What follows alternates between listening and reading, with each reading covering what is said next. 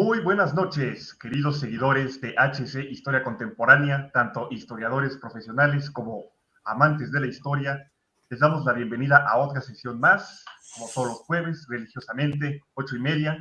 Nos presentamos aquí para discutir con ustedes sobre distintos temas. Hoy nos acompañan Hal, en segundo lugar Joaquín Hernández, el maestro Joaquín Hernández. Saludos. El doctor Mariano. Buenas noches. Y David, como ponente. Y bueno, un servidor aquí como conductor. Les damos otra vez la bienvenida a un jueves más, donde pues trataremos el tema que salió vencedor en las pasadas encuestas, el ascenso de Stalin, una figura que fue, podríamos decirlo, no sé qué tan de acuerdo estén mis contertulios, decisiva o central durante varias décadas en la Unión Soviética. Antes de pasar a entrar en materia y empezar a ver los saludos, quisiera preguntarle a Joaquín, que me parece fue el responsable del presente tema, ¿por qué centrarnos en el ascenso de esta figura tan controversial, por decirlo menos? Bueno, saludos a todos. Y sí, en primer lugar es importante destacar, yo coincido con esa apreciación de que Stalin fue un líder que marcó el rumbo de la Unión Soviética durante décadas. Las 3 décadas que estuvo como una especie de líder de la Unión Soviética, que bueno, eso vamos también a discutir un poquito esto, ¿no? Cuando vemos, por ejemplo, películas sobre reyes, que esa frase que suele acompañar cuando muere un rey, que dice, el rey ha muerto, viva el rey, como indicar de que automáticamente a la muerte de un soberano llega luego a su heredero a ocupar el lugar vacío que se había dejado su predecesor. Pero la particularidad con el caso de Stalin, con la muerte primero de Lenin y después el ascenso de Stalin como el líder supremo de la Unión Soviética, no fue algo así tan automático, en el cual literalmente a las horas de que haya muerto Lenin, Stalin era el último amo y maestro absoluto de la Unión Soviética. Fue un proceso que llevó varios años, en el cual el propio José Stalin empezó a, pues ya un trecho ya llevado tiempo atrás, que pudo completarse durante unos varios años y finalmente convertirse en el líder absoluto de la Unión Soviética. Ya para cuando iniciaba la Segunda Guerra Mundial, ya podemos decir de manera categórica que ya Stalin tenía todos los ¿cómo decirlo? Todas las cuerdas bien amarradas sobre el aparato soviético. Y precisamente pues, lo que vamos a discutir este día, cómo fue que se dio ese proceso. Perfecto. ¿Algo que quisieran añadir los queridos contertulios, doctor Mariano, David, Hal? No, muy bien, vamos muy bien. Yo sí quisiera comentar algo, pues, antes que nada, bueno, agradecerle a Joaquín que eligió el tema y que nos estás haciendo el favor de conducir acá el programa. Hay que recordar que Stalin es una figura histórica que tiene mucho de mito. O sea, lo que conocemos de él, mucho nos llega así de, pues, lo que se dice también de él. Y tuvo mucho que ver también el terror que infundió en la gente. Como más o menos vimos en la película La muerte de Stalin. Que lo peor de todo es que esa película tiene mucho de verdad, aunque es comedia. Sí. Entre broma y broma, la verdad se asoma, como dicen. Sí, caray. Pero bueno. Bien. ¿Les parece si vemos primero algunos saludos, comentarios de la audiencia que va integrándose? Vamos. Evans Peña nos dice, hola Evans, bienvenido. No sabía que Joseph Stalin era de Georgia, justamente eso que vamos a ver. Ahorita nos van a presentar a esta figura interesante. Central en la Unión Soviética, o capital en Moscú, pero no era ruso. Lo cual es, bueno, a mi juicio, particularmente interesante que dos de las figuras, bueno, dictadores de la Europa del siglo XX, que causaron bastantes cambios, ya sabemos cuál es el otro, que generó un montón de cambios en la Europa central, el cabo austriaco, pues al frente de Alemania tampoco era, como señalábamos, de Alemania, sino de Austria. Entonces es curioso que estas dos figuras no provengan de los países, entre comillas, a los cuales rigieron. Imperio Tiger 131 nos dice, buenas noches, equipo de HC, ya di mi like, perfecto, muchas gracias, bienvenido. Isabel Salgado, fiel seguidora del canal, saludos historiadores, saludos Isabel. Imperio Tiger, si Stalin era de Georgia y oprimía hacia el pueblo, en fin, política, en fin, vamos a ver todo eso, todas esas raíces. Me parece que son todos los saludos. ¿Les parece entonces si nos arrancamos con esa figura que, como ha señalado Hal, pues, mucha de su vida está envuelta en leyenda y bueno, ha trascendido los años, ha sido incluso adaptado o tenido participación en algunos ámbitos también literarios. George Orwell, en su novela Rebelión en la Granja, los que la hayan leído entenderán a qué nos estamos refiriendo. Ahí aparece una referencia directa a su figura. Pero en fin, vamos por partes. Me parece que para saber quién era este hombre que ascendió al poder en la Unión Soviética, nos lo va a presentar Hal.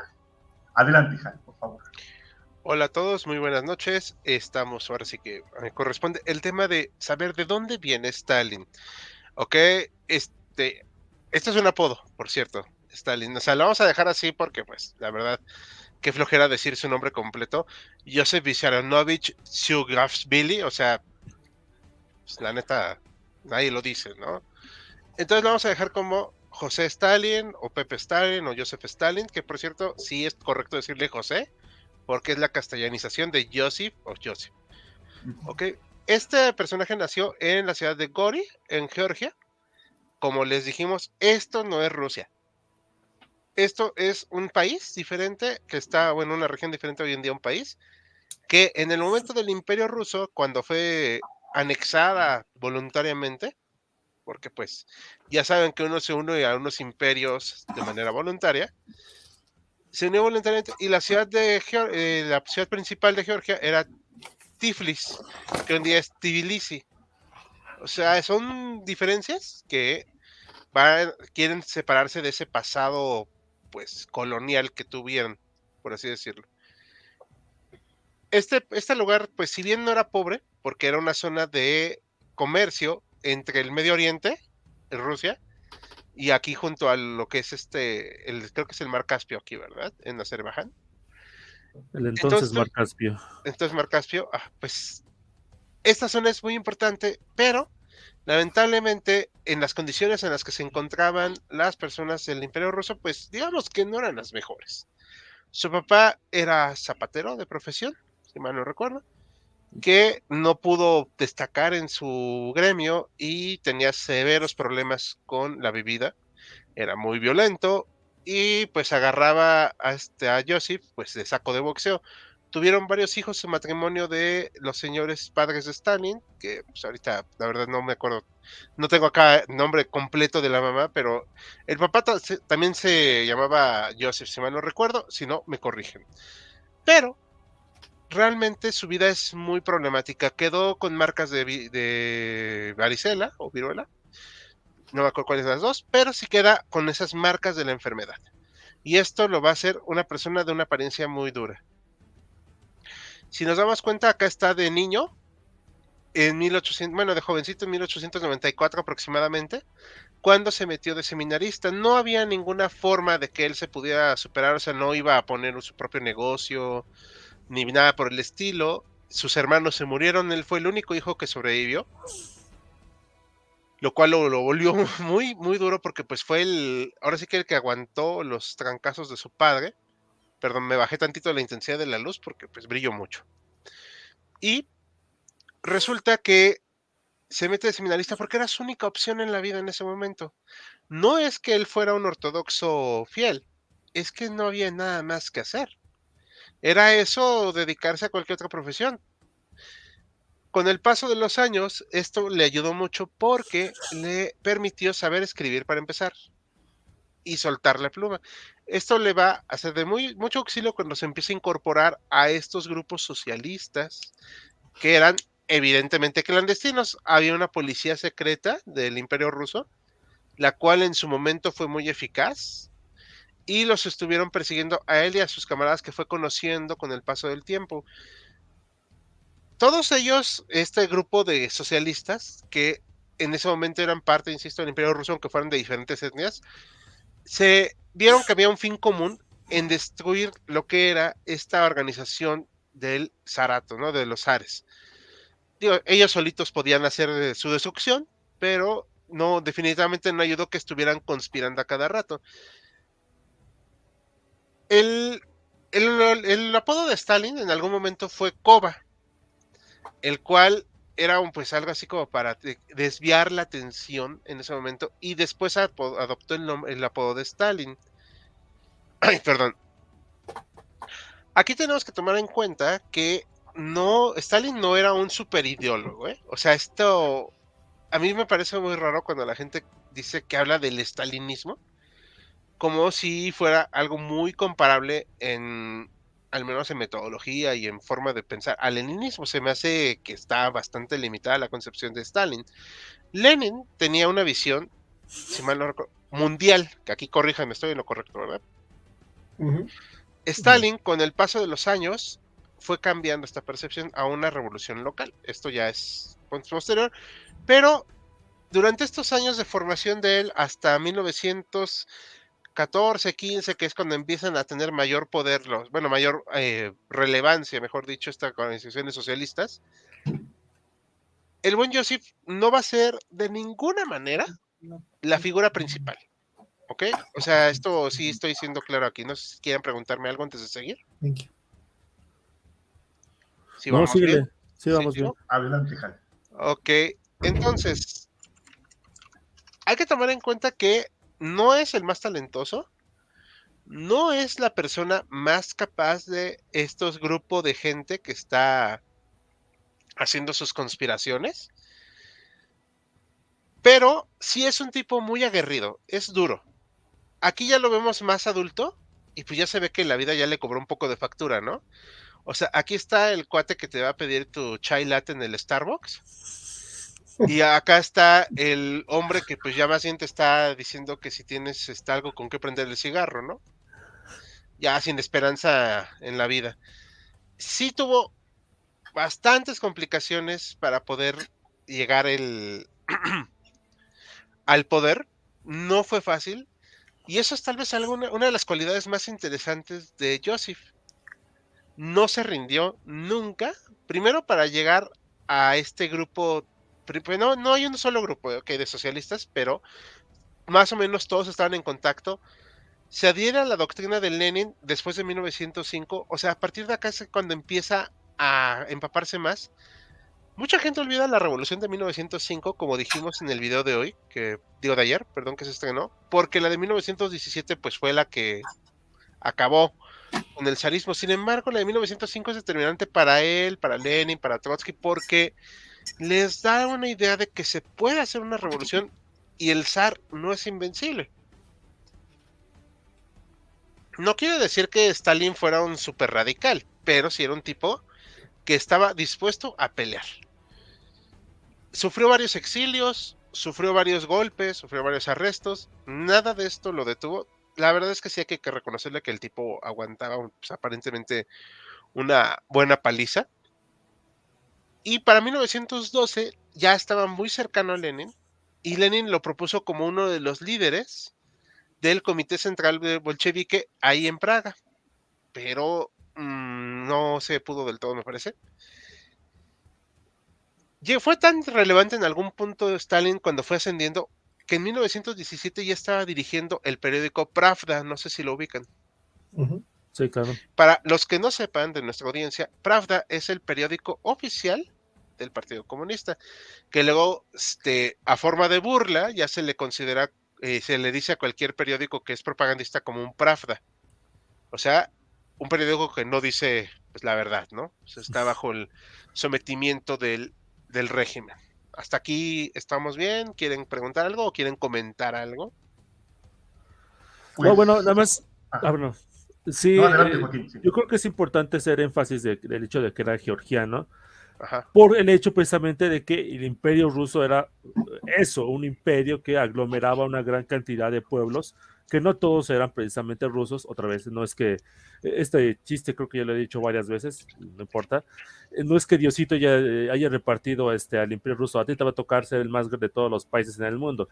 El Imperio Ruso se hizo a sí mismo a lo largo de varios siglos y fue conquistando varios pueblos y varias nacionalidades.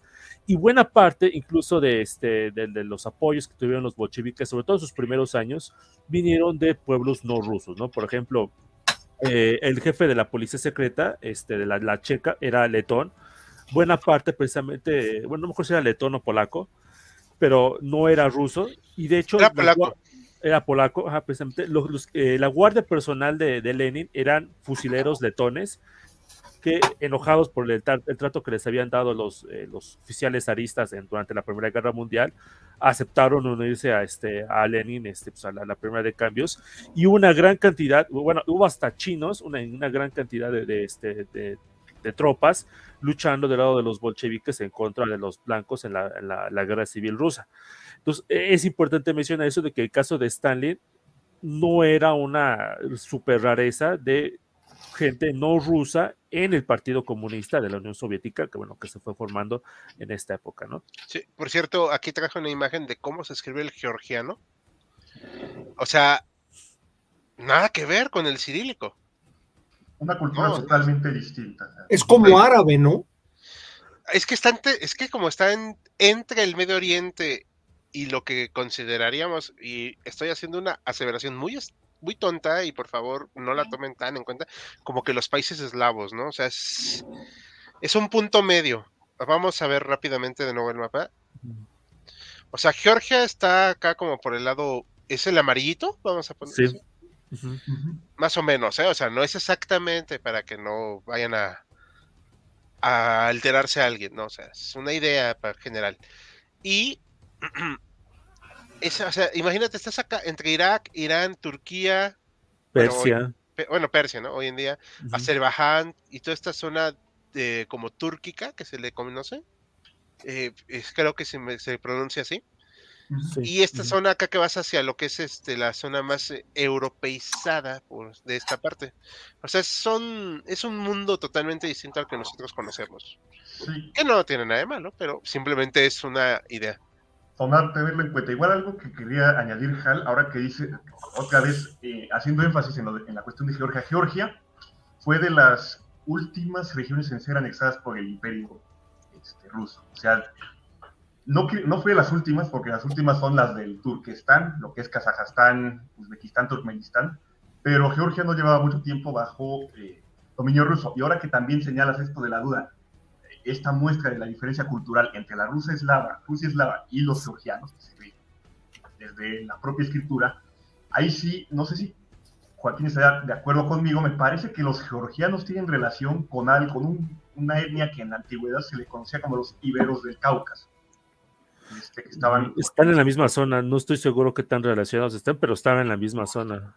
Lo cual muestra otra vez esos distintos orígenes culturales. Otro comentario que me gustaría hacer es referente a lo que preguntabas, Hal. El papá, ¿quién es el papá de Josip Vissarionovich Jugasvili? Es Vissarion, justamente. Si lo ve la audiencia en internet, va a ver que salió clavadito a su papá. O sea, dice uno, caray, como dos gotas de agua. Bueno, no a ese punto, pero sí sacó bastante los rasgos de su papá y bueno, como veremos más adelante, su carácter implacable. Concuerdo con esa fascinación o ese interés de ver a Stalin que, como han señalado, no estaba predeterminado o predestinado a convertirse en la cabeza ejecutiva de la Unión Soviética con un proyecto que más tarde guió sus pautas en los siguientes años, sino que, al igual que otros dictadores o jefes de Estado, en un principio pues parecería estar muy al margen. Ahorita ya nos expondrán los siguientes ponentes cómo fue que Stalin fue poco a poco abriéndose caminos, como ha adelantado Hal, de forma tenaz, implacable, por diversos medios. Es un último comentario de mi parte antes de que, a ver si hay alguna pregunta del público. Sí estamos también tomando en cuenta que obviamente las diferencias étnicas existen, pero también es algo que hacemos desde nosotros de fuera, ¿ok? O sea, porque qué tal si llegamos allá y preguntamos y dicen, no, esto no es cierto, mejor, o sea, es algo que nosotros interpretamos. pero pues es que también estamos un poquito lejos de allá. Así que, por cierto, ¿quién fue el líder que duró más, Stalin o Brezhnev? No, Stalin. Stalin, ¿Verdad? Y yo creo que sí, Stalin. 18 años, o sea que no es poca cosa, pero Stalin sí, Sí duró Del bastante. 23 al 52. al 53, Sí, es. justamente, así es. Hasta que se cayó, curiosamente. Y bastante longevo también. Sí, de hecho, no sé si haya preguntas del público o comentarios. A ver, vamos a ver, hay preguntas del público o comentarios. Sergio Lugo, buenas noches. Buenas noches, Sergio. Buenas noches. Mike Ruiz, como trató el tema de Chechenia, porque Stalin era Georgia por ser pueblos rivales. A ver, ¿cómo trató el tema de Chechenia? Perdón, porque Stalin era de Georgia por ser pueblos rivales, eran rivales. A ver, ¿alguna idea al respecto? Ni idea, pero luego hicieron, en la época de Stalin, pero esto es mucho más adelante, o sea, ya en su gobierno, hicieron un reacomodo de población. Sí. Voluntario. Sí, todo fue voluntario. Claro, digo, si te apuntan con un rifle, pues es voluntario. Pero igual bueno. a raíz de la pregunta que ha planteado Mike, habría también, pregunto, aunque podamos tratar un poco más adelante, ¿cómo fue la relación de Stalin con Georgia? Por ejemplo, ya en el gobierno, habría que tenerlo en cuenta. Si benefició de alguna manera a su patria chica, bueno, patria chica entendida como parte de este gigantesco. Es una muy buena pregunta, pero la verdad es que sí te mentiría si te dijera que lo investigué, no lo investigué, o sea, la verdad no. Había georgianos en su gobierno, no estoy seguro si era Molotov o Malenkov, que eran también georgianos. No estoy seguro si era gente que Nikita Khrushchev era ucraniano. Ajá, y Khrushchev le da, por ejemplo, Crimea a Ucrania, ¿no? Tengo entendido, en 54. Sí, tengo entendido que hubo georgianos dentro de su gobierno, no sé si era porque los conocía desde pequeño o algo así. O Hay por un alguna... tal Sergo, que fue comisario de agricultura, no me acuerdo del apellido, es de sus apellidos, que es como trabalenguas, que él acaba ejecutando. Era amigo de él de infancia y era georgiano. Y creo que fue encargado de agricultura o algo por el estilo en su gobierno.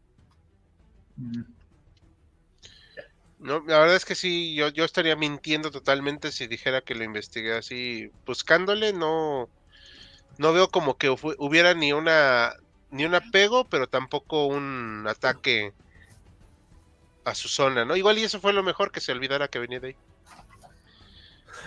Ya me acordé de alguien que sí era georgiano, Beria, el que fue jefe de la NKVD, él era georgiano.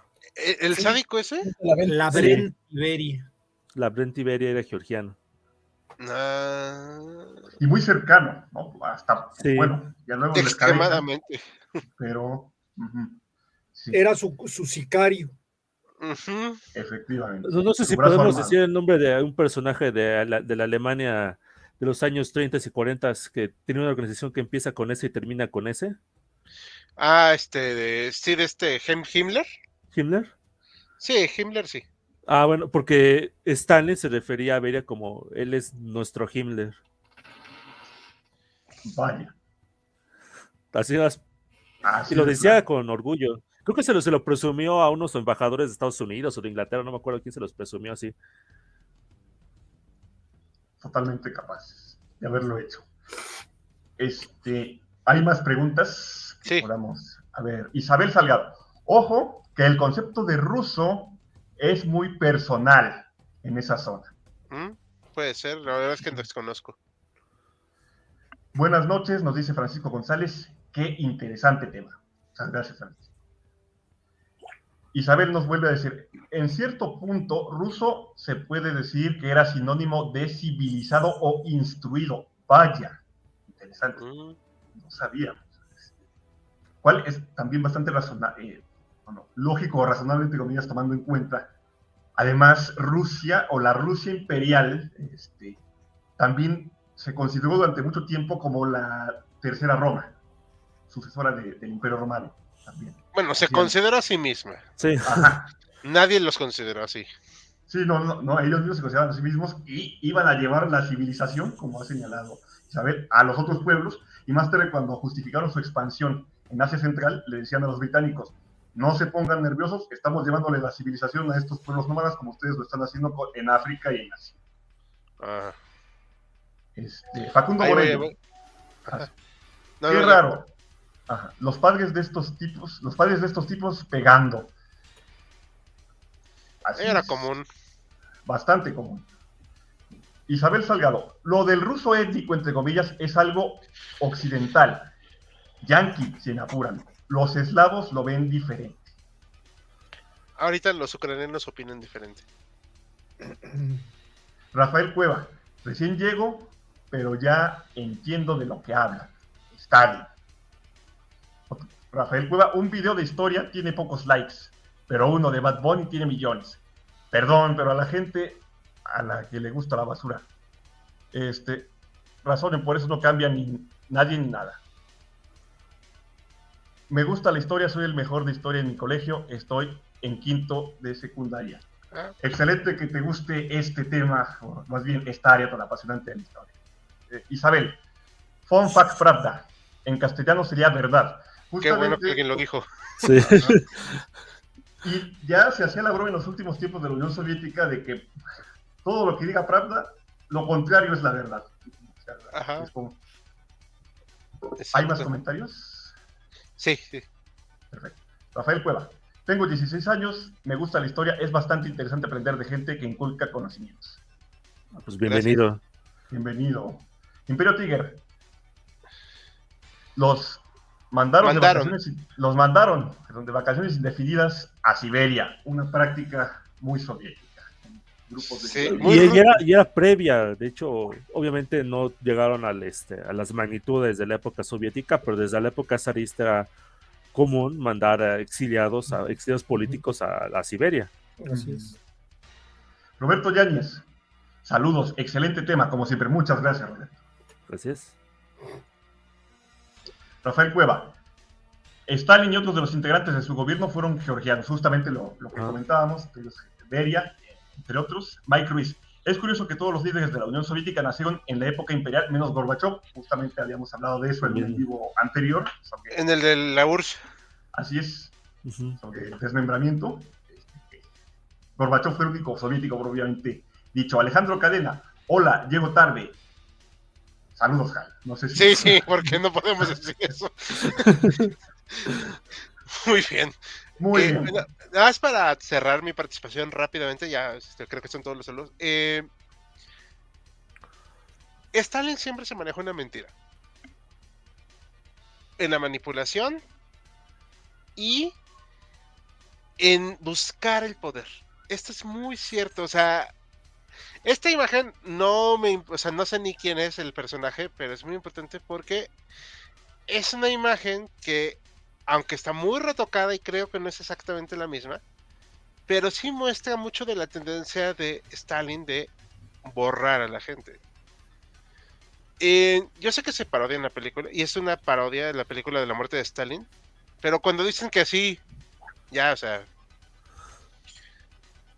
esa persona, o sea, está condenada, porque así lo dijo Stalin. Y estas prácticas que él tuvo para cómo llegar al poder, pues para 1917 era de los importantísimos, más no el más importante. O sea, obviamente estaba Lenin, digo, porque pues, vamos, tampoco vamos a fingir, pero aquí en este organigrama de todo el comité no está él o sea, como la figura principal. Si mal no recuerdo, era solo el o sea, ¿cómo se llama? Comisario de nacionalidades. Sí. En el primer gabinete de Lenin fue comisario de nacionalidades. Sí.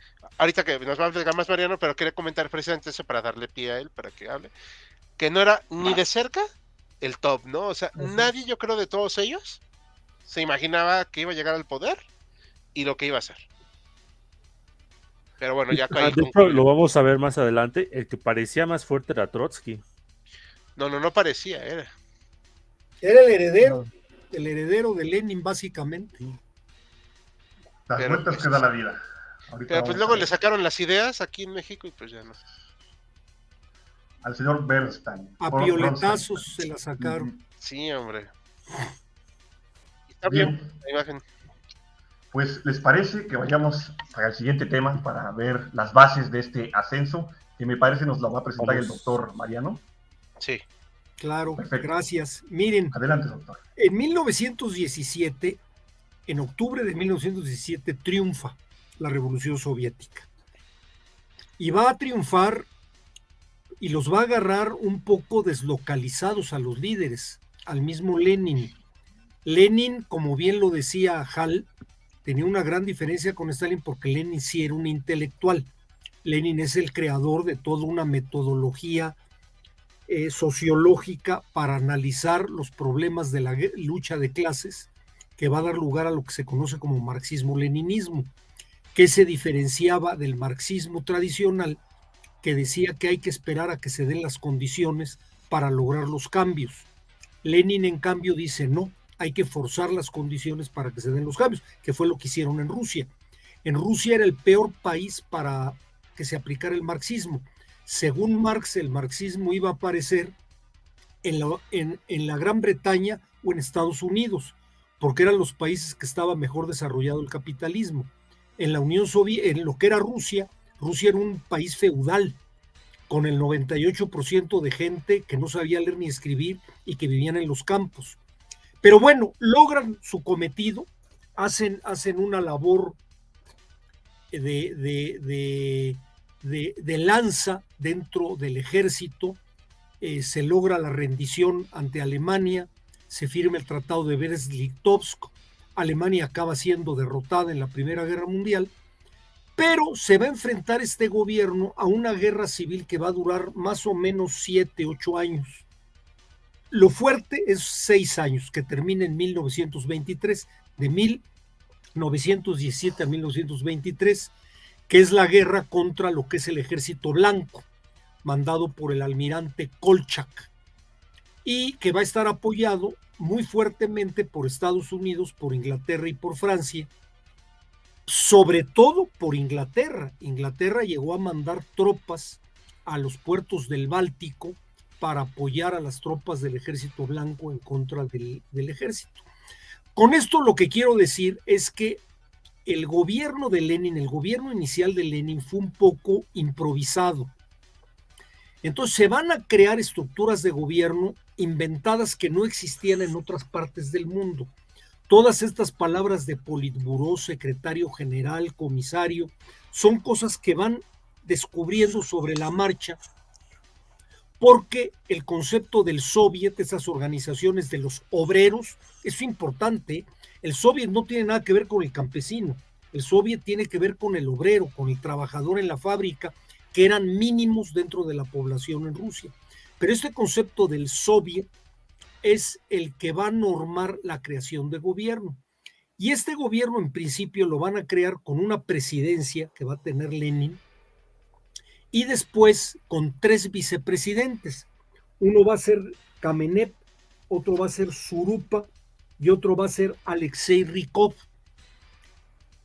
Después de ellos aparecen, no los identifico a todos por sus fisonomías, pero aparecen una gran cantidad de comisarios, lo que vendría siendo la traducción a nuestro lenguaje de ministros. Va a haber ministros de Agricultura, de Educación. Por ejemplo, Trotsky, al mismo tiempo que es comisario de Relaciones Exteriores, va a ser comisario de ferrocarriles en un principio. Stalin, como les decía, va a ser ministro o comisario de nacionalidades.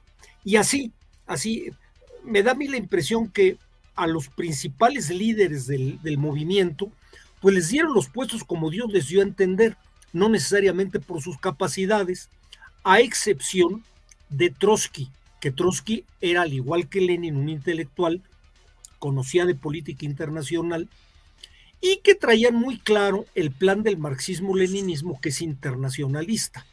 Él lo que quería era establecer el comunismo en todo el mundo, a diferencia de lo que va a pasar con Stalin. En 1923, si mal no me equivoco, corríjanme si es 23 o 22, muere Lenin como consecuencias de un balazo que una activista contraria a él le pegó en algún mitin y que le generó varios problemas, aunque hay quien dice que fue envenenado por Stalin. Murió en el 24.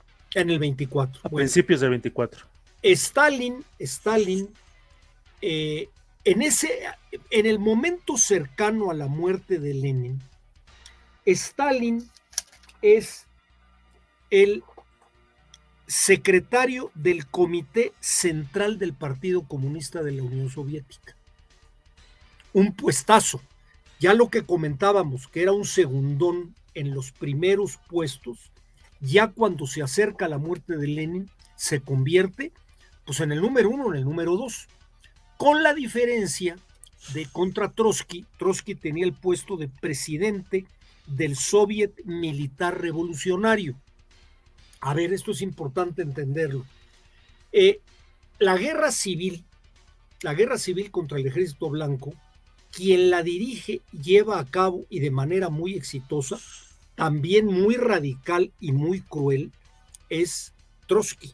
Trotsky es el jefe y el creador del Ejército Rojo.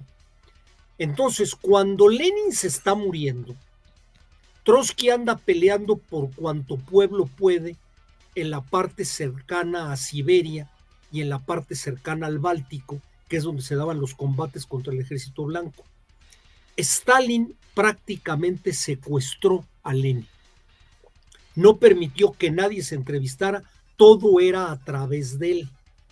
De hecho, se sabe con el tiempo que Lenin deja un testamento político donde nombra como su sucesor a Trotsky, a León Trotsky, y que Stalin lo hace perdedizo y Stalin va a aparecer como el heredero de Lenin. No sé si realmente lo haya envenenado, ese chisme ha sido muy, muy sonado, pero a través de esta estructura es como quedan esos dos a la cabeza, porque todos los demás de alguna manera fueron más segundones. Los fuertes, los en palabras actuales diríamos las corcholatas de Lenin, eran Stalin y Trotsky. Pero Stalin tenía el control de Lenin y no dejaba que nadie pasara a través de él. Entonces, cuando muere Lenin, el que se queda al frente del gobierno va a ser Stalin y ya no lo va a soltar. Este nombramiento que va a tener del secretario del Comité Central del Partido Comunista de la Unión Soviética lo va a mantener hasta su muerte. Va a tener muchos otros puestos, pero este que agarró por nombramiento de los que quedaron y de los que sobrevivieron, lo va a mantener hasta el final. Hay otra parte importante. Precisamente por el ataque internacional en contra de la Revolución Soviética y de la guerra civil que estaban viviendo, Lenin se radicaliza.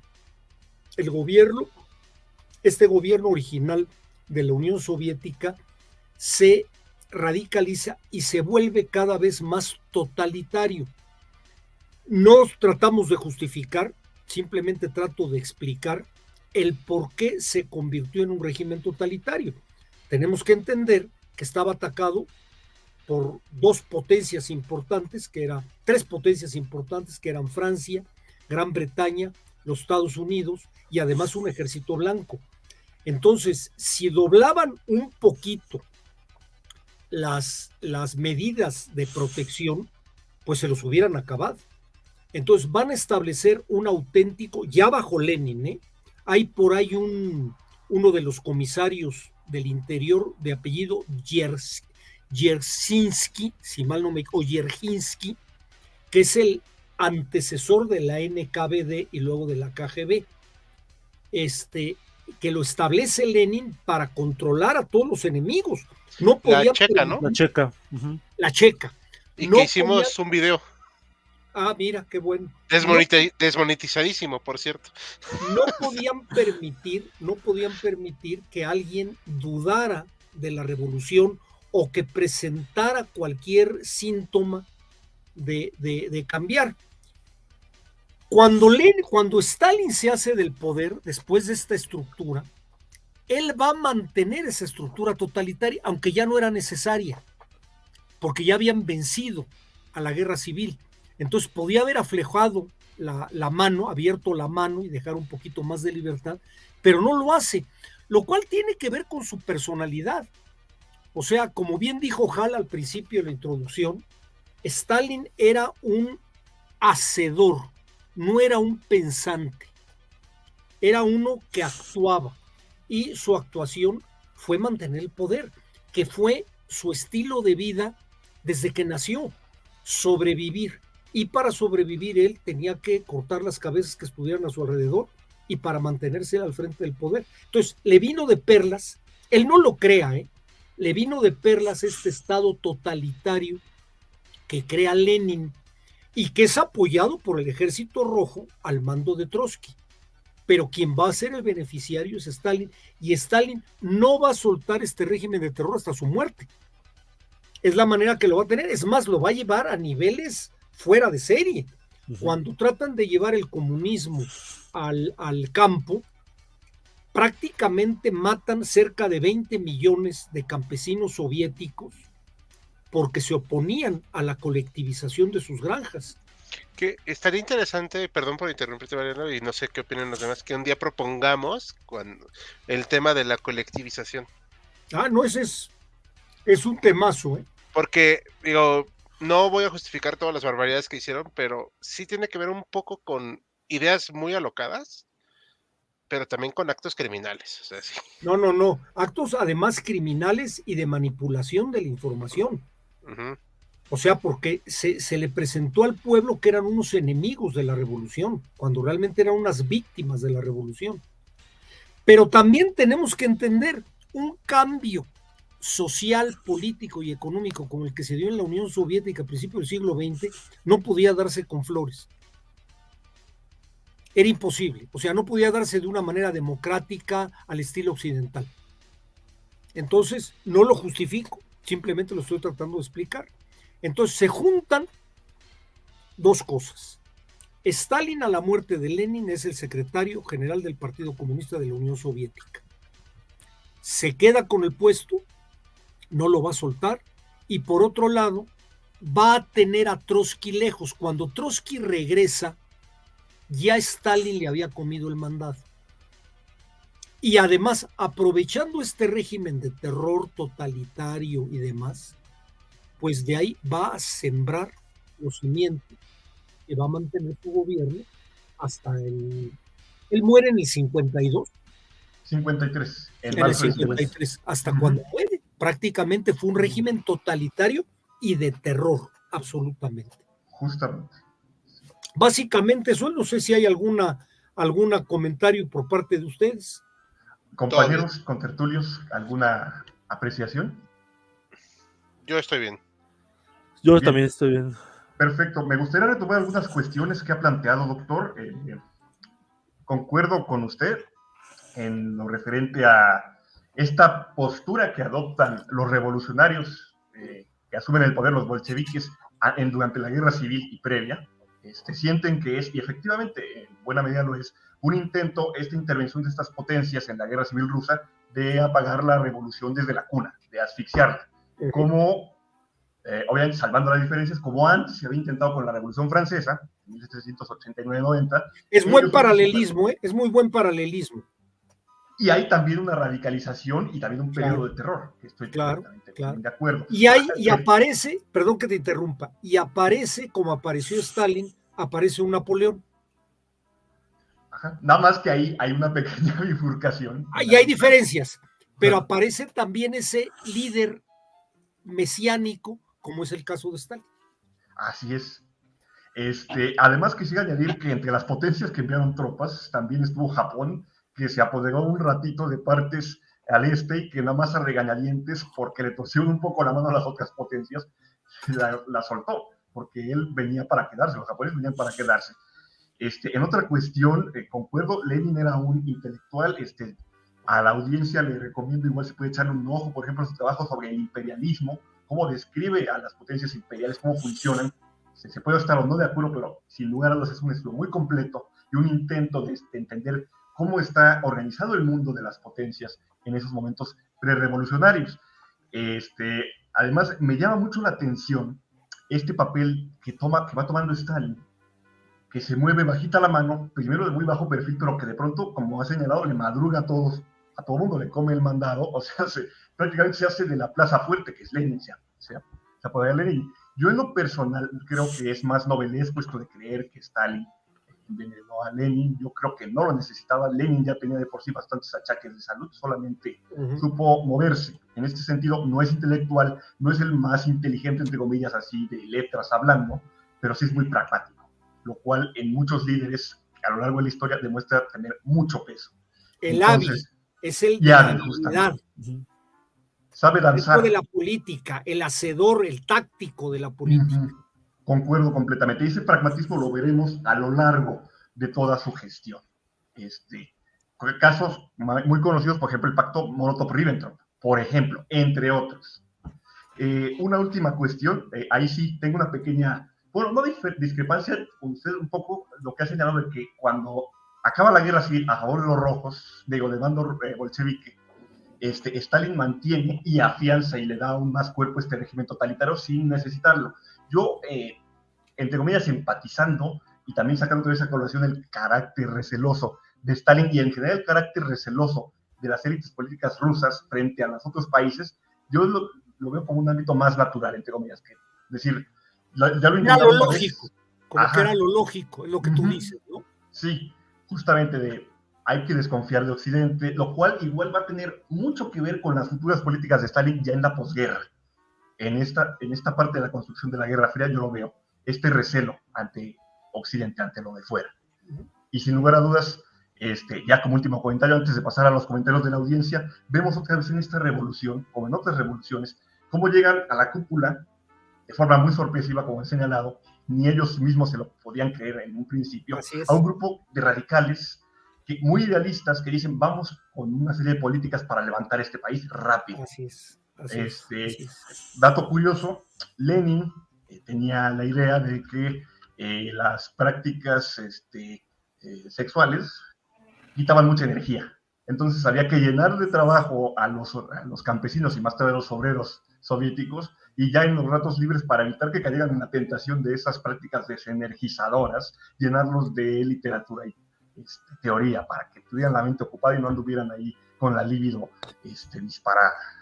Hasta esos niveles llega ese radicalismo, ese idealismo muy interesante y muy curioso que ya hemos visto en otras latitudes, tal vez no con esas consecuencias tan pues escabrosas que tuvo, sobre todo en el campo, porque ahí también se vio ese radicalismo, pero pues muestra otra vez este idealismo, cómo este idealismo choca y más tarde va a tener que irse moderando, ¿no? Tan es cierto que se les encontró, de alguna manera se encontraron el poder, que no estaban muy preparados para recibirlo, que Lenin pensaba que los iban a acabar fusilando. Lenin llegó a escribir ante su gente, donde lo veía muy cercano. No me acuerdo cómo se llamaba el presidente de Rusia antes de la revolución, el que fue socialdemócrata. Kerensky. Él pensaba que Kerensky iba a sacar mayor garra política y que los iba a acabar fusilando. Y no se dio así. O sea, de alguna manera se les entregó el gobierno. Todos estos giros impredecibles que sacan completamente. Si uno parece que va a un ritmo o a un rumbo y se desvía. Y no quitemos de lado la purga que el mismo Trotsky y después Stalin va a hacer con lo que quedaba del ejército imperial ruso, que ya se había adaptado dentro del ejército rojo. Va a asesinar una cantidad de oficiales porque les tenían desconfianza. Sí. Antes, durante y después de la guerra civil. Exactamente. Se va a repetir más tarde también este proceso. Y se va a repetir más tarde. Este chiste de las purgas es muy de estos partidos totalitarios, de esos gobiernos totalitarios. Cuando sienten que hay peligro, tienen que encontrar un enemigo. Claro. Ese enemigo interno o externo les permite aparecer como los triunfadores, como los salvadores del país, que es como Stalin siempre se creó a sí mismo. Ciertamente. Y el miedo, como usted ha señalado, doctor, y como también la propia Hannah Arendt al hablar de las raíces del totalitarismo, el miedo. Y yo añadiría también esta construcción de esa autoimagen, ese futuro oculto a la personalidad que se fue dando. O sea, digamos que dos aguas que le permitieron cimentarse en el poder. Pues bueno, colegas, les propongo que veamos algunos comentarios de la audiencia, preguntas que nos pudieran haber externado. Isabel Salgado, para Mr. Mariano, los apellidos rusos no son tan complicados si aprendes los sufijos y los patronímicos como se usan. Prometo tratar de estudiarlos.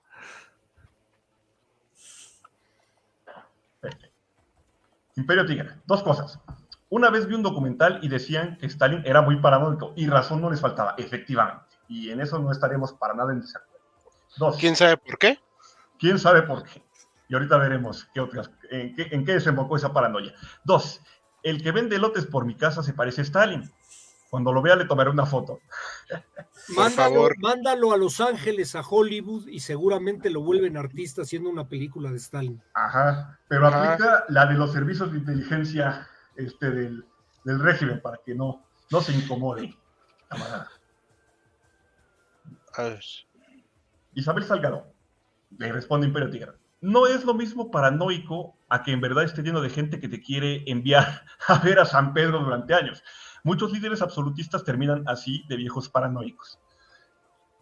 Hay muchos ejemplos, es cierto. Sí. A ver, aquí continúa Isabel. Stalin era el Bormann de Lenin. Mientras Fito jugaba en el nido del águila al mariscal arquitecto, Bormann manejaba el Reich, y mientras la sífilis jugaba con lo que quedaba del cerebro de Lenin, Stalin. Pensando en la figura de Bormann, creo que sí sería la apropiada para el caso de Lenin Stalin, o Stalin Lenin, como quieran verlo. Sí, no lo había pensado, pero sí.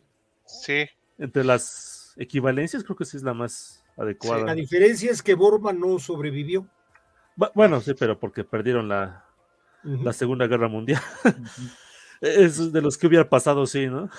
Así es, la historia contrafactual. Perdón. Quisiera retomar primero, antes de leer el comentario de Rafael, un pequeño inciso que nos externó esta Isabel, que efectivamente hay una diferencia entre ser paranoico, entre comillas, sin razón, y el andar ahí mirándote detrás de la espalda porque tienes enemigos. Yo creo que con Stalin fungía tal vez en los dos sentidos. Tal vez en un principio sí tuvo que andar danzando y andar deshaciéndose de los rivales, así al más puro estilo de las cortes orientales de la edad antigua, pero a mi juicio, no sé cómo estarán ustedes de acuerdo, creo que la paranoia lo llevó a tomar otras acciones que terminaron perjudicando a la Unión Soviética, que más bien llegó a ver fantasmas donde no los sabía. No sé si están de acuerdo. Y le faltó ver fantasmas en otros lados. Sí. Hay biógrafos de Stalin que sí dicen que su personalidad era compleja y seguramente traía esta cuestión de la paranoia que le vendía también desde sus traumas de la niñez, ¿no? Sin lugar a dudas. Y por cierto, no sé si David esté todavía ahí, es que como no funciona bien su cámara y tiene problemas de conexión, espero que esté bien todo. David. Hola, es que no sé si me escuchan también. Sí, te escuchamos, sí. David. ¿Algún comentario que quieras externar, David?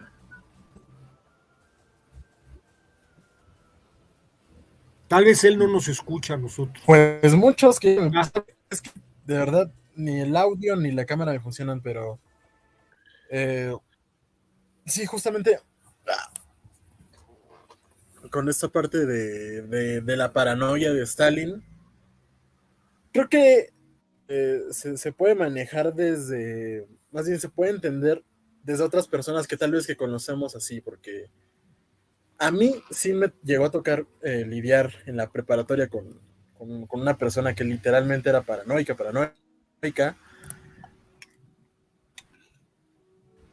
y que literalmente si alguien a 2 metros está hablando en voz baja, sienten que es sobre ellos. Y si le da el poder de un soberano al nivel de y con esa peculiaridad que tenía, que era muy decoroso, pues creo que es un cóctel perfecto para un tirano de su calibre.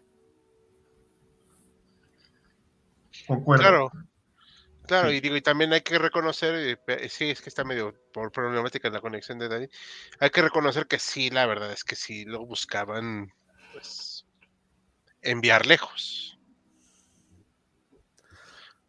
¿Quién Aunque sabe por qué? poco, sí, es lo que por ahí va de mi comentario. Pero mira, guardadas las proporciones, quien estableció otro régimen totalitario fue Fidel Castro en Cuba y aparentemente no era paranoico. Pues, ¿con qué lo iban a matar? ¿Con cocos? Bueno, no, pues ya ves que es de los presidentes que más atentados ha tenido. Sí, pues, Lo trataron de también, matar la CIA, le mandó agentes secretos y no era un tipo que estuviera aparentemente con esa obsesión como si lo tenía Stalin. Stalin, acuérdense cómo dormía. No sé si eran 9 cuartos iguales que se cerraban con una manija de caja fuerte para que no alguien lo fuera a meter a asesinar. O sea, era algo paranoico. changos. Sí, y esa paranoia para mí dio además un círculo vicioso entre más paranoia, más miedo contra los enemigos, y Claro. de todos modos no estás satisfecho porque hay miedo interno, paranoia, más miedo, o sea, se retroalimenta, esta retroalimentación que se va a agudizar, por cierto, en sus últimos años de gestión, la Unión Soviética. Incluso su propio médico llegó a sufrir algo Claro. de esa propia paranoia. Ponemos unos últimos comentarios y pasamos al siguiente tema. Isabel Salgado, ¿no había uno previo de Rafael Hall? Sí. Hubo otro grupo de élite o ejército antes de la KGB, justamente lo que mencionábamos, estuvo el NKVD y previamente la Checa. Y previamente a la Checa estuvo los servicios de inteligencia zaristas.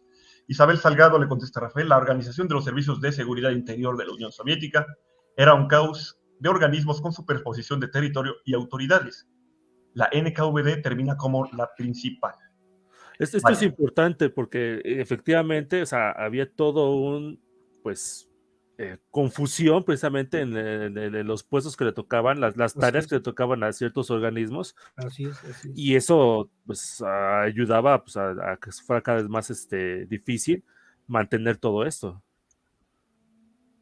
Sí, efectivamente, los servicios de inteligencia sirven para darle información al Estado para tomar decisiones. Entonces, si no lo tienes centralizado, no lo tienes debidamente organizado, más que información tienes un montón de papeles que no te sirven. Información contradictoria que resulta ser contraproducente. ¿Hay algún comentario o pregunta más en nuestra audiencia? Imperio Tiger, a Fidel lo iban a matar con un envase de Coca-Cola. Sí. Y con un cartucho de dinamita en un puro. N métodos usaron. Y había uno que le pusieron también que en el puro iba a traer un polvo que le atacaba la barba para que quedara lampiño y se acabara su personalidad. Yo sabía de uno, doctor, que quisieron poner el SD en la estación de radio en la que iba a dar su discurso para que empezara a carcajearse y a decir incoherencias, y así igual su prestigio se fue. A lo mejor sí lo tomó. Ya ves que sus discursos duraban 8 horas. Sí. Entonces, y la gente le aplaudía. Estímulo.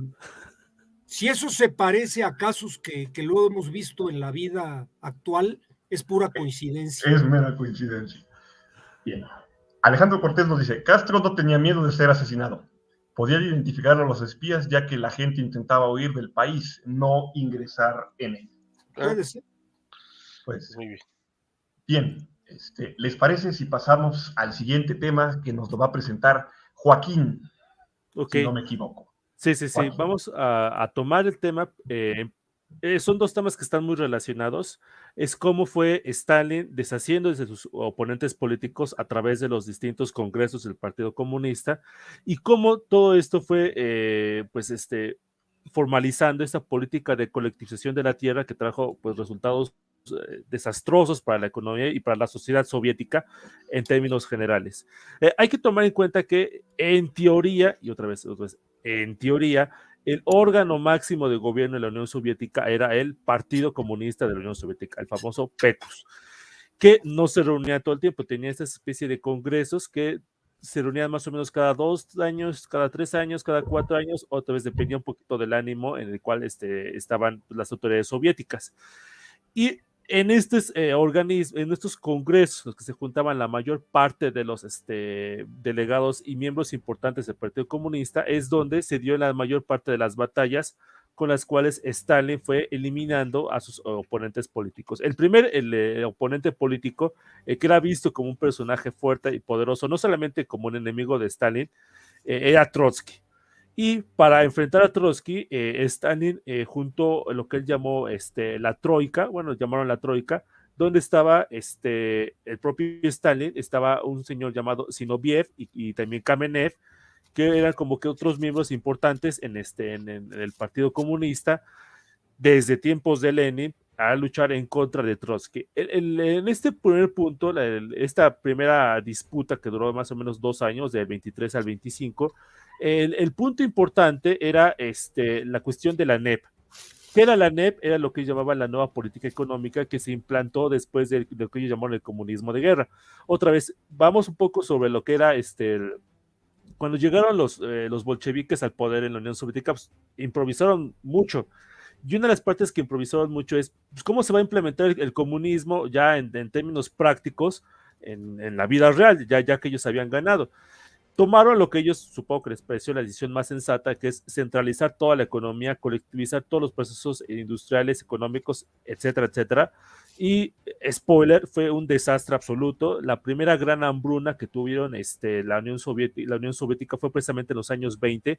Ya habían sido derrotados los blancos y todavía los bolcheviques estaban luchando contra los campesinos que estaban pues luchando precisamente para que no les quitaran el alimento y el resultado fue desastroso. De hecho, tuvieron una rebelión en el puerto de San Petersburgo, que era una de las ciudades más importantes de Rusia en ese momento, por los marineros del Báltico, que habían sido como que unos los apoyos más importantes que habían tenido los bolcheviques en sus primeros años. Ellos se les rebelaron precisamente por toda esta situación, y viendo que no podía continuar esta situación de un comunismo tan duro, tan fuerte, se decidió implementar esta nueva política económica que fue como una especie de liberalización de la economía soviética. Es el momento en el que inicia ya formalmente la Unión Soviética. Y precisamente uno de los más fuertes opositores a esta liberalización de la economía soviética fue Trotsky, porque de hecho todavía estaba vivo Lenin cuando él escribía y decía que pues, lo que estamos haciendo es casi darle la mano al diablo, ¿no? Para que por diablo se refería al libre mercado y todas esas cosas, porque al estar como que dando su apoyo a los campesinos independientes, a los empresarios, dar recibir cierta ayuda del extranjero, pues no es muy comunista, que digamos.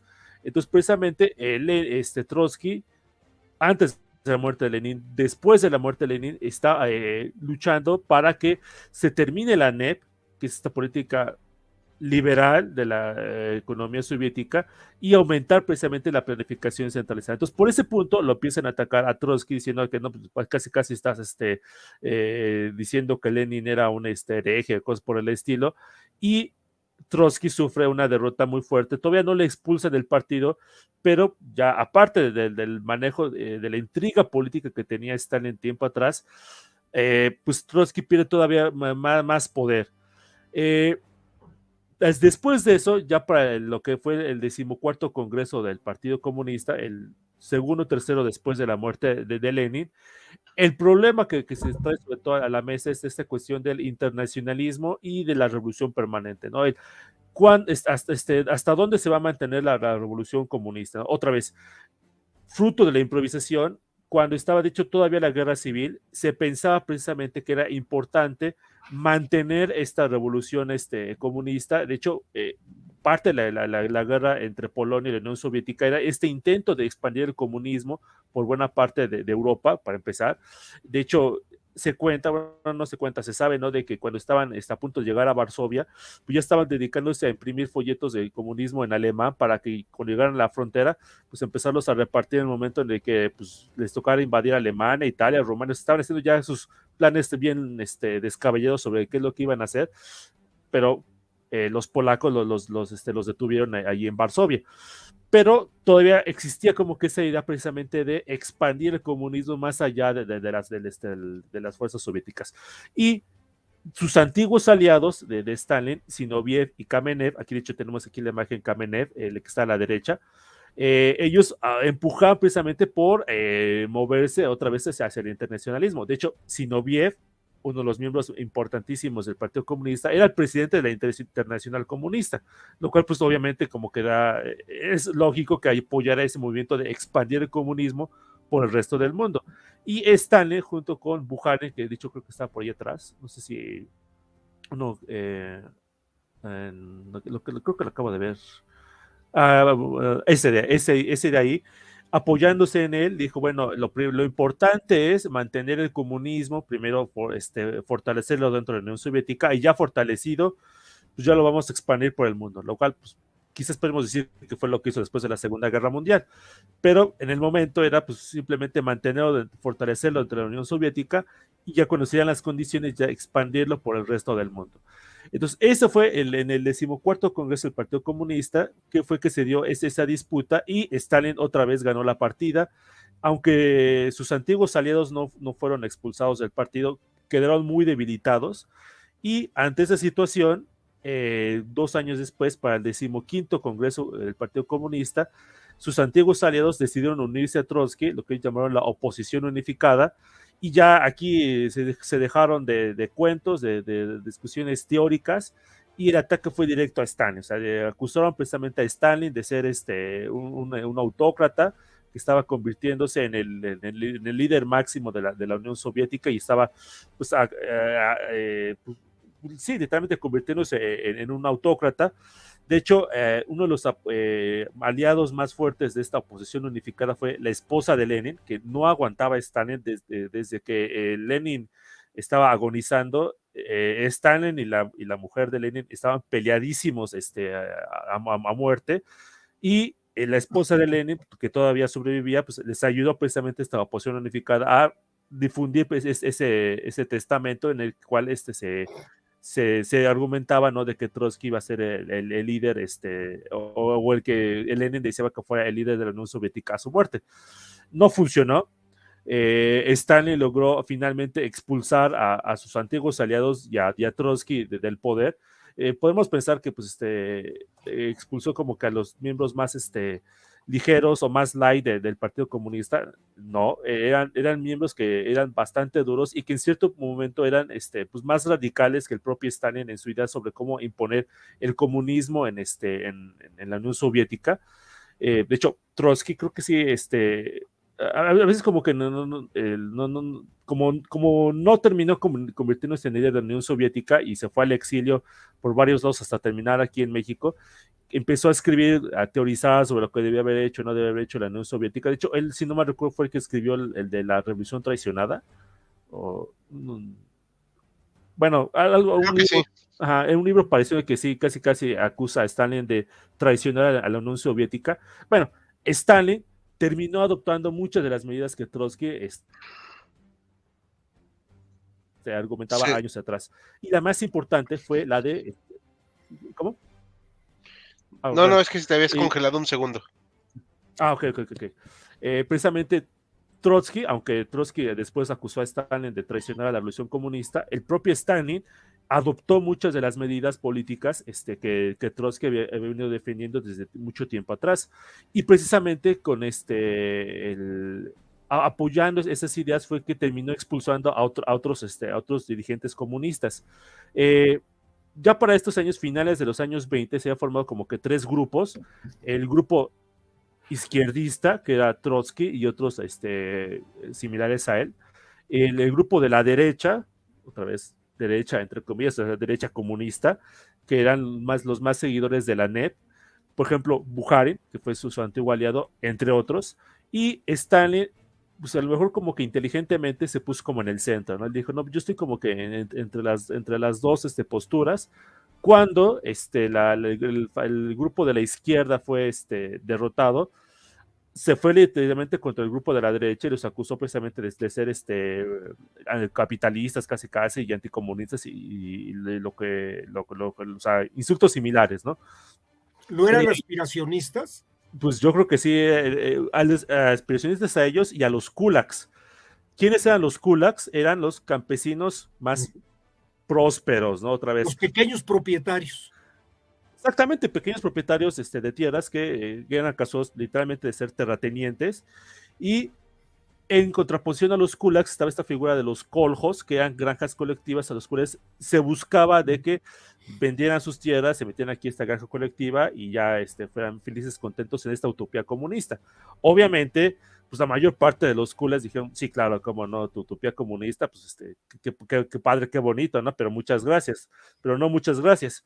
Y en esta situación, ya para finales de los años 20, ya principios de 1930, Stalin empieza a adoptar la línea dura trotskista, empieza precisamente, hace un viaje a Siberia y a buena parte de Rusia, acuerda precisamente con las autoridades locales cómo formalizar este método de confiscación del grano y colectivización de la tierra. Buena parte precisamente del proceso de colectivizar la tierra, quitarles el grano, porque si no tienen grano con cual alimentarse, no tienen grano ni siquiera para sembrar a la temporada siguiente, y si no tienen grano para ni alimentarse ni sembrar al año siguiente, pues no tienen en ningún caso. Es una táctica que se había implementado 10 años atrás, se volvió a implementar en esta época de manera un poquito más organizada, y el resultado fue, para 1930, pues ya había alzamientos campesinos por buena parte de Rusia. Más o menos se calcula que para finales del año 3 millones de campesinos estaban en armas en contra de Stalin, porque precisamente este proceso de colectivización de la tierra, que en parte había seguido esta idea de ir eliminando opositores que apoyaban las políticas de la NEP. Este proceso, y vamos a seguir avanzando en las diapositivas, que empieza con quitarles el grano, que era lo importante. Aquí, por ejemplo, tenemos aquí un poquito para atrás. Este es el momento en el cual literalmente las autoridades soviéticas van a los pueblos y les quitan todo el grano que tengan, se ponen a buscar cualquier reducto que hayan tenido para esconder ese grano, y el resultado, 3 años más adelante, es la gran hambruna. Se le conoce la mayor parte como el Holodomor, que es una palabra en ucraniano que significa literalmente hambruna. Pero por ejemplo, aquí en este mapa podemos ver, aquí están las fronteras actuales de lo que ahorita es Ucrania, y las partes que están más coloradas son las partes en las que fue más grave el hambre que hubo a consecuencia de las colectivizaciones. Y si bien buena parte de ellas están en Ucrania, no todas están en Ucrania. De hecho, este experimento de Stalin no inició en Ucrania, empezó en Kazajistán, que son estas repúblicas que son centroafricanas, donde había una buena parte de toda la población nómada, y se hizo ese proceso de colectivización de la tierra y fue espantoso, y al año siguiente se fueron con los ucranianos y con buena parte de Rusia. O sea, esto no fue únicamente Ucrania, fue buena parte del territorio soviético, y el resultado fue una hambruna espantosa. Se calcula que solamente en Ucrania, y solamente en Ucrania, murieron de 6 a 7 millones de personas por el hambre, porque les quitaron el alimento, y como no tienen alimento, pues literalmente morían de hambre. El canibalismo, no sé si puede ser palabra, ya la dije, bueno, se extendió por, No sé si puedo decirla, ups. Bueno, antropofagia, bueno, ¿puedo decir esa palabra? Sí, ya, pues ya. Bueno, ok. Se extendió por buena parte del territorio soviético, y la mortandad fue increíble. Ante esta situación, obviamente esto hay que, pues no sé si la palabra correcta es reconocérselo. Stalin era un mago en la propaganda, no solamente en el interior, sobre todo en el exterior, porque todo esto que se vio de las hambrunas en el territorio soviético era prácticamente desconocido fuera de las fronteras soviéticas.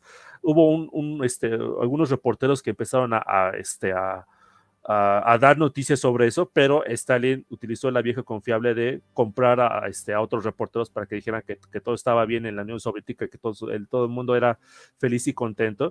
Que bueno, también hay que decirlo que es una vieja táctica rusa, saber fingir ante grupos extranjeros.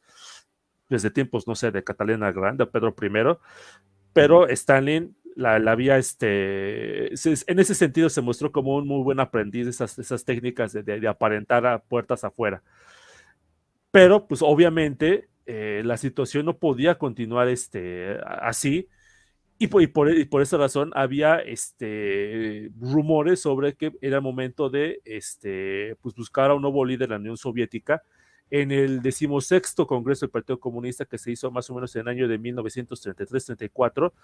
El que obtuvo más votos para convertirse en el nuevo líder de la Unión Soviética no fue Stalin, fue un señor llamado Rykov, un miembro muy importante del Partido Comunista en Leningrado, si mi memoria no me falla. Y en 1964 algo le pasa a ese sujeto Rykov, que termina lanzando toda una bola de nieve que termina catapultando a Stalin. Pero eso lo vamos a dejar a David. Perfecto. ¿Comentarios? No, pues compañeros. no, yo creo que sí está bastante duro, que merece también un tema aparte, Holodomor, pero bueno. Sí, es muy importante e interesante lo que ha recalcado Joaquín, de señalar que no fue solamente Ucrania, no sabía, por ejemplo, yo, que el experimento había tenido lugar primero en Kazajstán, esas latitudes, y que luego había tenido también, se había trasladado a Ucrania y a las otras regiones de la Unión Soviética. Hay que también tomar en cuenta que Ucrania era y es una de las regiones más fértiles de la zona. De hecho, durante mucho tiempo fue el granero de la propia Unión Soviética, y antes también fue, también en épocas antiguas, no es de extrañar que haya habido incluso colonias griegas de la antigua Grecia en esa zona, en Crimea, porque era muy, muy fértil, era y es. Quería preguntarle a Joaquín, en esta pugna por el poder, esta rivalidad contra Trotsky, si hubo un poco de peso o algún peso en el mal desempeño del Ejército Rojo en Polonia, en el propio desprestigio o debilitamiento de la figura de Trotsky frente a la pujanza de Stalin. Porque él estaba a cargo justamente, o él participó en estos avances que se dieron sobre Polonia y que finalmente van a ser detenidos en Varsovia. No sé Se le conoce como el milagro del Vístula, ¿no? Así Ajá. es. No sé si, bueno, posiblemente he tenido algo que ver, porque bueno, también hay que decirlo, Stalin también tuvo su papel en la invasión a Polonia, no tanto como Trotsky, pero sí tuvo un papel ahí importante.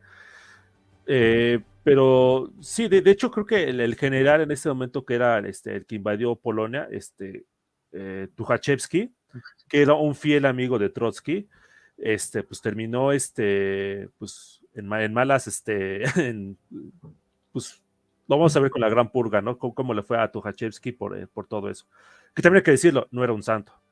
Él, de hecho, más allá, por ejemplo, de lo de Polonia, él usó gas químico contra los campesinos que estaban alzados en la región de alrededor de Moscú en los años 20. No dudó en usar gas químico en contra de los campesinos que se habían alzado. Sin lugar a dudas, ese ser despiadado, que no era exclusivo de Stalin, no era exclusivo de solo una ciudad, estaba, lo que comentábamos antes, en el aire, entre comillas, dentro de las élites o la cúpula gobernante revolucionaria. Yo podría decir, breve recomendación literaria para la audiencia sobre el Holodomor. No habla esta novela del Holodomor, pero sí lo aborda un poco, y estas cuestiones de la antropofagia. La novela Niño 44. No sé si la ubiquen aquí mis contertulios. Niño ¿Cuál? 44. ¿Niño 44? Uh-huh. No. Es de un británico que aborda, por un lado, los hechos del Holodomor. Es muy importante esta época para el protagonista y para el antagonista, que es un asesino serial, que, dato curioso, se basa en Chikatilo, pero se ambienta las acciones de este asesino serial en la época estalinista tardía. Pero, vuelvo a señalar, el Holodomor es una parte muy importante para estas dos figuras, tanto el protagonista como el propio villano, si se puede así decir, de esta novela. Recomiendo, le echen un ojo. A ver, Ahí sí parece? Puedes luego decirnos. Sí, claro que sí, la pongo en un momento. Y la pueden encontrar en las librerías. El autor ahí sí les quedó mal lo acabo de olvidar, pero hasta sacaron película, donde la protagoniza Noomi Rapaz, y el detective la hace ¿Daniel Craig? No, es el actor que la hizo de Venom y que también actuó en Mad Max, la última versión. Tom Hardy. Tom Hardy, efectivamente. La película no es tan buena para mi gusto, pero yo ahí sí recomiendo la novela para ver una perspectiva británica sobre el Holodomor y cómo pudo haber influido en estos dos personajes. Y como último comentario, antes de pasar a la audiencia, es otra vez, con esto de la colectivización, vemos sobreidealismo, ideatismo, esta, entre comillas, rigidez de poner los planes de colectivización que terminan cediendo, para empezar por las terribles consecuencias humanas que conlleva, y porque no dan los resultados esperados, pues hay que recurrir al pragmatismo, otra vez, esta flexibilización. ¿Les parece si pasamos a los comentarios y preguntas de la audiencia? Es que David no ha podido dar su tema, o igual. Tienes razón. David, ¿gustas presentar y damos ya la última ronda después de tu exposición de los temas?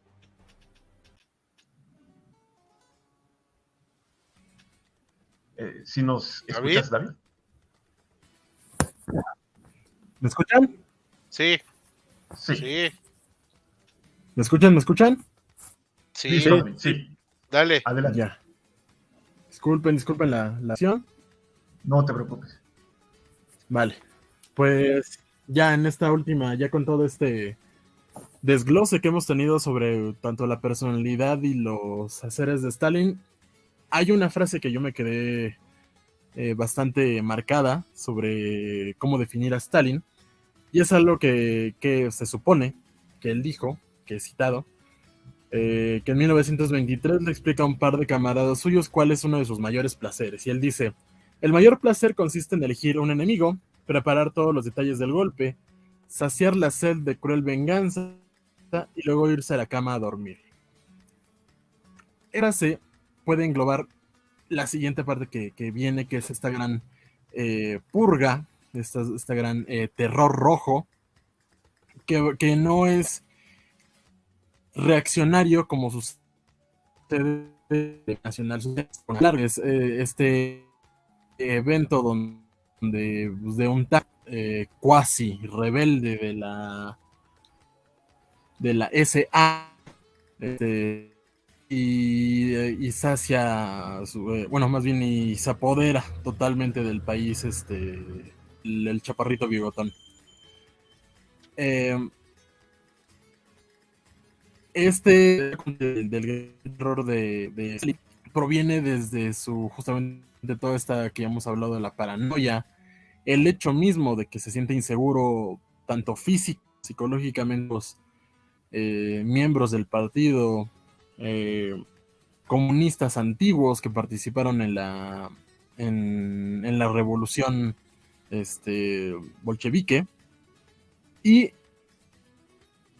encuentra formas justamente de ir eliminando a todo aquello que le recuerda a otros de sus colegas. Podríamos decir que uno de los primeros antecedentes de esta gran purga, desde donde provienen, son las inseguridades.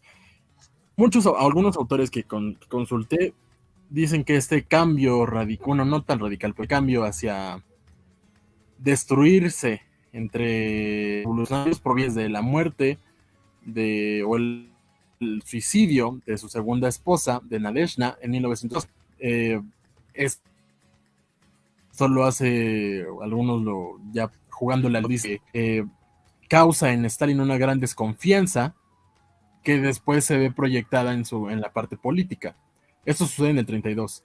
Para el 34 sucede unas elecciones justamente para del consejo, del Partido Comunista, y Kirov, uno de los allegados también de Stalin, justamente estas elecciones no gana ante Stalin, pero sí recibe bastantes votos. Se conjunta justamente con esa parte que habíamos señalado hace un rato, comienzan las críticas, terminas al régimen, Stalin se siente inseguro en su posición, tanto en el interior como en el exterior. Y aquí está ya esta tacha, prácticamente. Ahora lo comienza, que en algún momento llegó a ser un ser cercano a su círculo interno, es el presidente del basta entre el pueblo. Y Kirov puede decirse que se convierte en el chivo expiatorio, perdón. Algunos se cuentan que esta muerte de Kirov, no para él, pero sí para Stalin,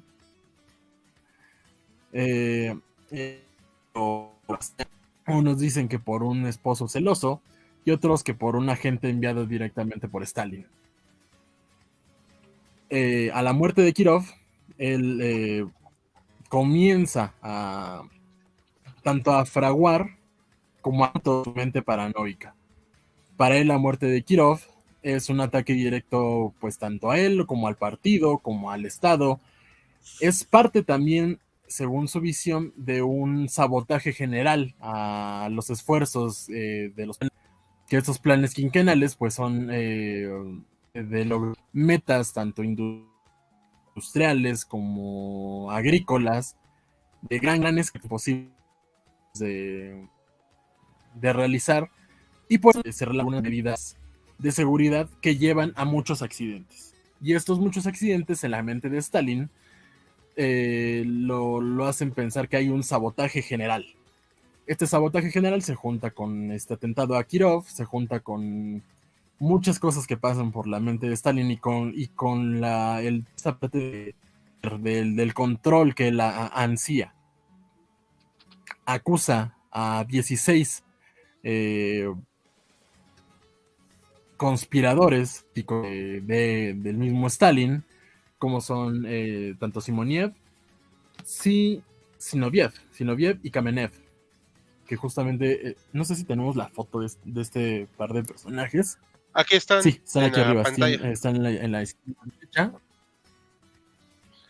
Digo, yo creo que fueron de los primeros en ser Simoniev, purgados, ¿no? Zinoviev y Kamenev. Acusados, perdón. Nada, sigue. Sí, Continúa.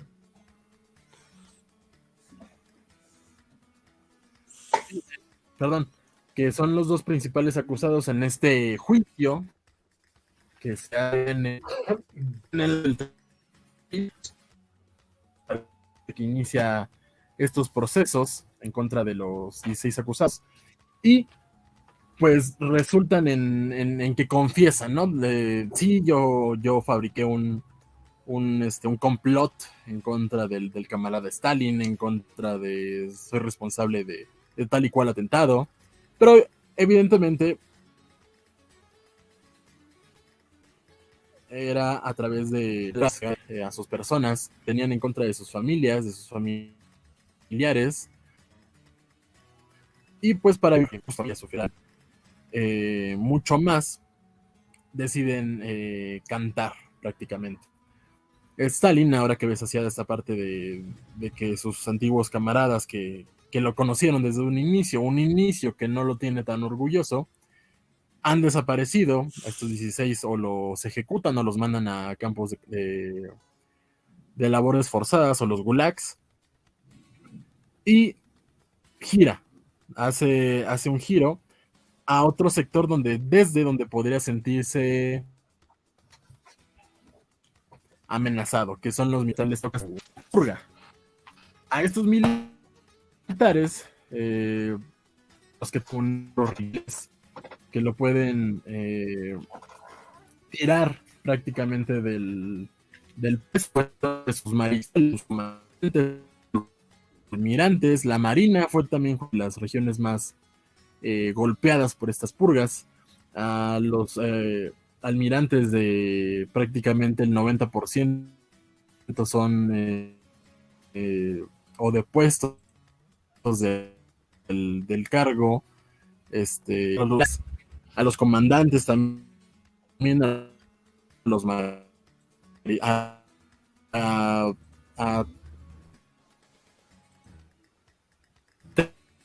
3 de los 5 y mete en cintura prácticamente a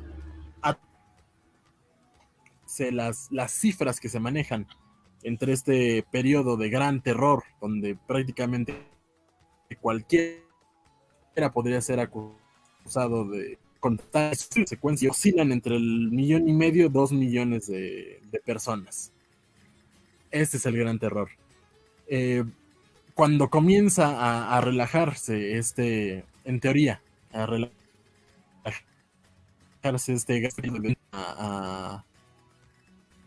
a cerrar prácticamente toda esta parte de las acusaciones, Stalin se siente ya seguro de que tener el de los sobre con el silencio de los que ya murieron, en la policía secreta, el NKVD, que está como Chekhov, que son estos dos personajes que estuvieron al mando de la NKVD en este periodo.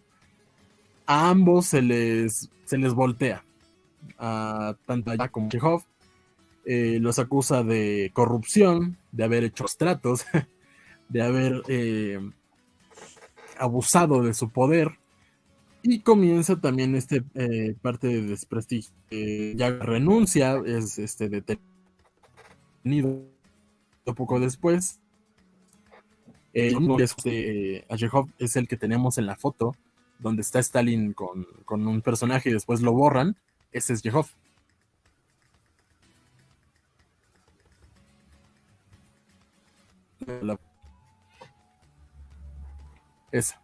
Ese chaparrillo, porque sigo chaparrillo porque Stalin también no era muy alto. Algunas fuentes lo mencionan que mediante 1,63 y 1,68. Y Chekhov pues, estará entre el 1,60 tal vez. A ese borrado era el director, el más en el NKVD durante se termina prácticamente esta purga ya a comienzos de los 40 con la mujer, y deja al país descabechado.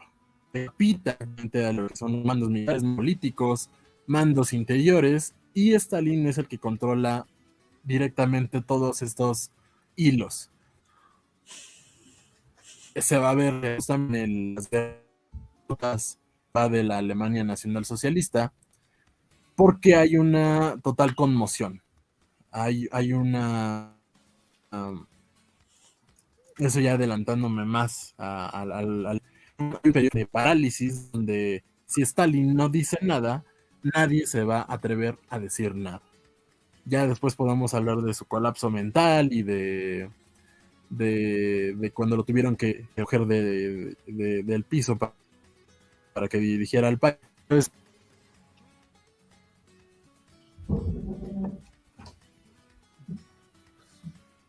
David. ¿Se nos fue David? Se cortó. Hola, ¿me escuchan? Ya sí. te escuchamos Ahora otra sí. vez.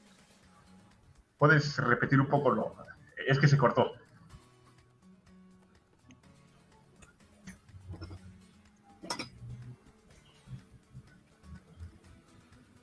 David. ¿Se nos fue otra vez, David? Es que como que está muy mal su conexión y va y viene. Tampoco los vientos y el clima ahorita ayudan para... Sí, no, y como vive en una zona muy céntrica de la ciudad, por eso creo que tiene sus problemas. Chat privado, perdón, es que voy a ver si hay un mensaje. ¿En qué se quedaron? ¿En qué nos quedamos? En que ya ibas a contar, creo que estaba cerrando y que hablabas de su colapso mental, David. Uh-huh. Y hay una anécdota de una gallina, ¿no? Están preguntando. Ay, de la anécdota de la gallina, esa no me la sé. No la conocía. Yo la que me conozco, no sé si fue de Stalin, ahí me corrigen, es de que pues estaba en esos, en esas procesos de las purgas, y que estaba dando una discurso Stalin en un congreso de no sé qué cosa, Y obviamente pues, la gente aplaudió al final del discurso, pero era tanto el miedo de que hubo uno que pues, dejara de aplaudir, de que lo acusaran de ser antistalinista, de que se siguieran aplaudiendo durante 2-3 horas para evitar que fueran los primeros en ser notados de que habían dejado de aplaudir y eso los colgaran pues, en mala situación. No sé si fue Stalin o fue alguien más. Pues tomando en cuenta todo el panorama que nos han presentado, no es nada aventurado pensar que sí pudo haberse dado. Yo tengo otra anécdota, pero esa la quiero compartir un poco después, porque eso ya fue posterior a Stalin, que igual muestra el terror que infundía su figura. Lo que también es otra cosa que hay que hacer notar es de que estos procesos de las purgas dentro de pues, todos los enemigos de Stalin, la NKVD no fue la única policía secreta que estuvo ayudando. También colaboraron con otra policía que venía de Alemania, que empieza con Hess y termina en Tapo.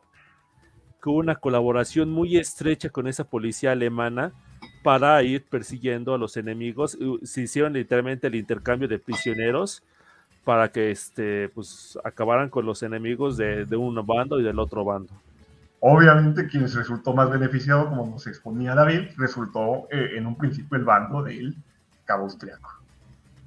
Pues quién sabe, yo creo que bueno, a corto plazo sí, a lo mejor y sí, porque obviamente desmanteló, como señalaba David, las capacidades militares de la Unión Soviética, dejó muy paralizada. Tukhachevsky, como mencionábamos, que había desarrollado una novedosa táctica de penetración con blindados, quedó descabechado. Fue una de las primeras víctimas. Previo a los comentarios de los contertulios y la audiencia, David, ¿algo que quisieras añadir en la exposición? Oye, no sé, creo que lo perdimos. ¿Sí nos escuchas, David? Sí. ¿Algún comentario para el cierre del tema?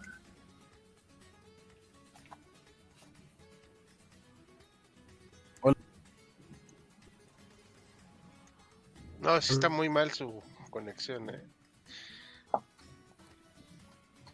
Híjoles. Bueno, a ver si un poco más adelante podemos retomar para que si quiere dar un cierre. ¿Algún comentario, queridos? Lo del Stalin de la gallina, aquí, o sea, en síntesis, trajo una gallina a una reunión, la apapachó, la acarició, luego la desplumó, pero así a lo pelón, y luego, después de haberle hecho este acto, le da granos de maíz y apapacha otra vez a la gallina, o sea. Y dice que esa era su forma de ver a la población. Pues, sí, o sea. O sea, ¿eso se lo mostró a sus colaboradores o lo hizo así solito en su oficina? No, frente a sus colaboradores. Sin lugar a dudas, o sea, te hablo, Pablo, para que me entiendas, Pedro, pero mucho más directo. Sí. Pues, como ven, ya va siendo hora creo, ¿no? Ok. ¿Gustan que mostremos algunos comentarios de la audiencia? Ahorita, para ir luego pasando una parte ya de cierre del en vivo. Va. Alejandro Cortés, el espíritu de Stalin se ha manifestado durante el discurso de David. Allí manos extrañas han tapado la transmisión para evitar manchar la figura del camarada. Isabel Salgado, yo me quedo con la frase: los rusos son gente de la Edad Media viviendo en el siglo XXI. Algunos. Alejandro Cortés, ¿me estás diciendo que en un régimen socialista centralizado, con el poder centralizado, tiene otros datos e hizo un culto a la imagen de su líder?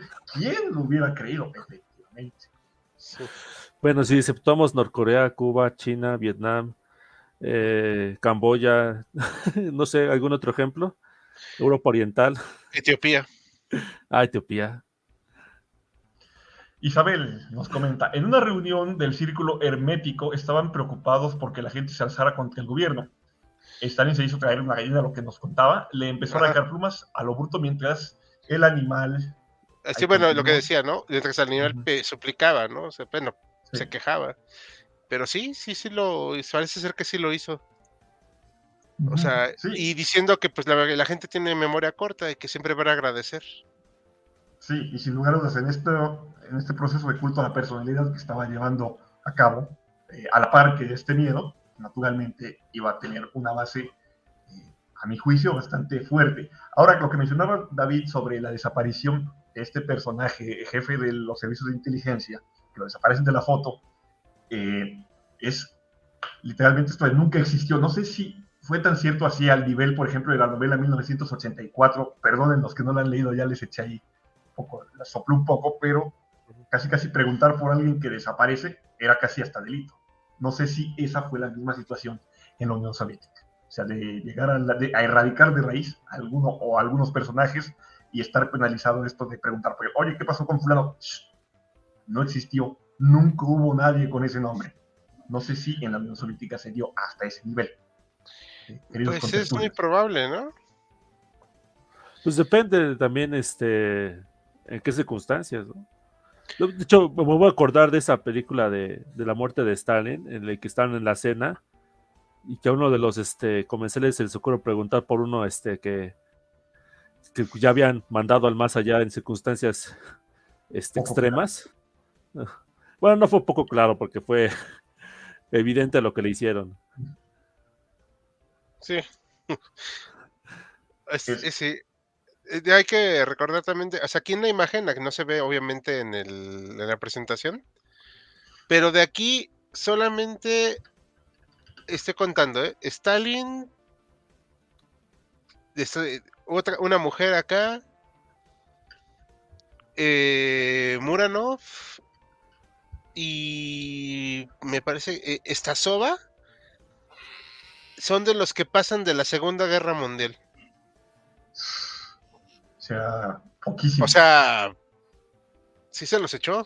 Sí. Aunque bueno, hubo algunos que murieron de causas naturales, ¿no? Por ejemplo, Serchinsky creo que sí murió de causas naturales. Pero otros tantos sí les dieron su ayudadita. Ah, bueno, sí. Para llegar con San Pedro. Sí. Igual con eso de las purgas que señalaba David, quiero otra vez referenciar Rebelión en la Granja. Hay una escena. Napoleón, barra Stalin, lleva a cabo una serie de situaciones similares con varios de los animales de la granja usando a su grupo de perros amestrados, así que obligándolos a confesar delitos que no cometieron y luego ejecutándolos. O sea, un paralelismo, obviamente, crítica contemporánea al régimen que se estaba dando en la Unión Soviética en ese momento. Nos comenta David que recomienda a nosotros y a la audiencia la película de Stalin de 1992, está en YouTube, doblada en español castellano. Dice que es buena, aunque el maquillaje del actor deja bastante que desear, es decir, no se le parece, pero más es la de eso, Robert Duvall. Robert Duvall es el que hace el papel de Stalin, el que era el consigliere en El Padrino. Gran película. Estaba y es buena malo. Película, es muy buena película, en mi opinión. Sí. Tomamos nota. Perdón, aquí sí tenemos que poner este comentario. Sí. Ok. Bueno, si te chocas contra un pelotón de fusilamiento, nos dice Isabel, o un piolet, es obviamente causa de muerte natural. Concuerdo totalmente. ¿Hay algún comentario o pregunta de la audiencia que pudiéramos comentar? Bueno, aquí está último. Alejandro Cadena. Los vietnamitas, en el caso de vietnamitas, se hizo culto a la personalidad. A ver, compañeros. Existe la ciudad Ho Chi Minh. Sí, claro, Ho Chi Minh. Digamos que en todos esos regímenes en mayor o menor medida se hizo. O sea, va de la mano con los regímenes totalitarios. Sí. O autoritarios también. Sí, claro. Sí. Creo que había un último comentario de un usuario llamado César, no me parece. Que no también mandó a la esposa de Molotov a prisión. Ese dato lo desconozco. ¿Qué dicen, compañeros? Sí. Según la película de la muerte de Stalin, sí fue, ¿no? El caso, ¿no? Pero creo que sí. Ajá. Y digo, ¿quién no? Pues sí. Hasta con su propia familia fue implacable. O sea, no sé si conocen la historia de Jacob, su hijo, de su primer matrimonio, que cuando muere su primera mujer, la relación con Jacob se va al caño. Ya no quiere saber de él. De hecho, cuando Jacob se enlista en el ejército rojo, le toca la invasión alemana, cae prisionero, y Stalin no hace nada por recuperarlo. O sea, Jacob va a morir en un campo de concentración. Con su hija la relación va a ser distinta. Ya luego la hija, y también hay un documental al respecto en YouTube, donde cuenta su testimonio, pero muestra que tanto para puertas adentro como para los demás era tremendamente implacable. El jefe de la Unión Soviética en esos momentos. ¿Les parece si vamos entrando a un momento ya de conclusión? ¿Algún comentario general que quieran externar al respecto de esta figura? Que marcó sin lugar a dudas un antes y un después en la Unión Soviética. ¿Qué foto escogió Stalin ahí para posar, no? Como que puso la cara más de pillo que puedo encontrar, Bueno. ¿no? Sí. Yo quisiera concluir que los totalitarismos no tienen que ver con geometría política de derecha o izquierda. Totalmente. Son muy similares y se tocan en las puntas. El hombrecito de Austria, que no mencionamos, y que es increíble que a este sí lo podamos mencionar, eran muy similares. Muy similares. Cierto. No, pues, yo solamente diré que pues tenemos el Museo de Trotsky aquí en México y pues pueden ver dónde lo mataron. En un atentado en el que Siqueiros no tuvo nada que ver. Bueno, Siqueiros no tuvo que ver en ese. Ajá, el anterior sí. Un asesinato, ahí yo les recomiendo leer el libro de Padura, de Alejandro Padura. El del hombre que amaba a los perros. Ok. Es toda la historia de Ramón Mercader desde su niñez hasta que es reclutado por el Partido Comunista de la Unión Soviética a través de su mamá, de Caridad Mercader, y él mantuvo durante 30 años el perfil que le había ordenado el Partido Comunista, incluso hasta aquí cuando estuvo en la cárcel. Jamás confesó que él era Ramón Mercader, él era Jacques Bergier, hasta que lo dejaron en libertad y lo convirtieron en héroe de la Unión Soviética. Está enterrado en el Kremlin. Eso no lo sabía. Tengo entendido, doctor, que también adoptó el apodo el seudónimo de Frank Jackson, que se hacía pasar por un tenía varios. Tiene razón, es Frank Jackson. Yo no estoy confundido con Jazz B, es Frank Jackson. Pero sí, tenía varios. Algún otro nombre, pero en realidad era Ramón Mercader, de origen catalán. Y es un espía, un asesino, un sicario de Stalin, pero fanático.